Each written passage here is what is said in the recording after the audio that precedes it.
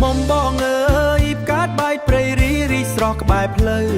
អូនស្លៀកហូលផាមួងពណ៌ទៅដើរចូលវត្តភ្នំសាងបុណ្យវាសនាបងលួចសំលឹងឃើញអូនញញឹមស្រស់ដូចបូផាក្នុងចិត្តប្រាថ្នាចង់បានរូបអូនមកក្បែរកាយអោក្រមុំបងអើយភ្នែកខ្មៅរលងចង់ប្រាប់បងថាគុំនៅបងអង្គយូរឡើយណាចូលមករំវងជុំគ្នាឲ្យសប្បាយ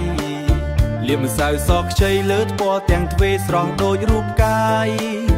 គុំអៀនគុំខ្មាស់មកជួបម្ចាស់ថ្លៃក្នុងឆ្នាំថ្មីក្រមុំបងអើ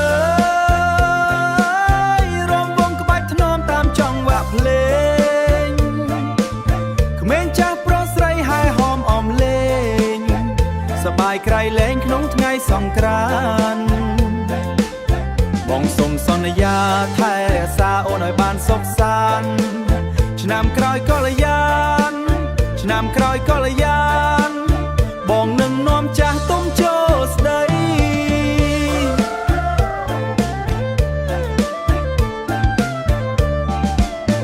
ក្រមុំបងអើយរងវងក្បាច់ថ្នមតាមចង្វាក់ភ្លេងក្មេងចាស់ប្រុសស្រីហែហមអមលេងសបាយក្រៃលែងក្នុងថ្ងៃសង្ក្រាន្តបងសុំសន្យាថែរក្សាអូនឲ្យបានសុខសាន្តឆ្នាំក្រោយកលយានបងនឹងនាំចាស់ទុំចូលស្ដីសំលេងបងអើយសូមផ្ញើជីវិតលើស្នំស្ម័គ្រភក្តីសំលេងស្គរដៃបន្លឺឡើងថ្នមថ្នមបំពេចិត្តយើងជាគូពិតក្នុងថ្ងៃបងអើយសូមផ្ញើជីវិតលើស្មាស្ម័គ្រក្តីសបាយឆ្នាំថ្មីសបាយនឹងក្រមុំបង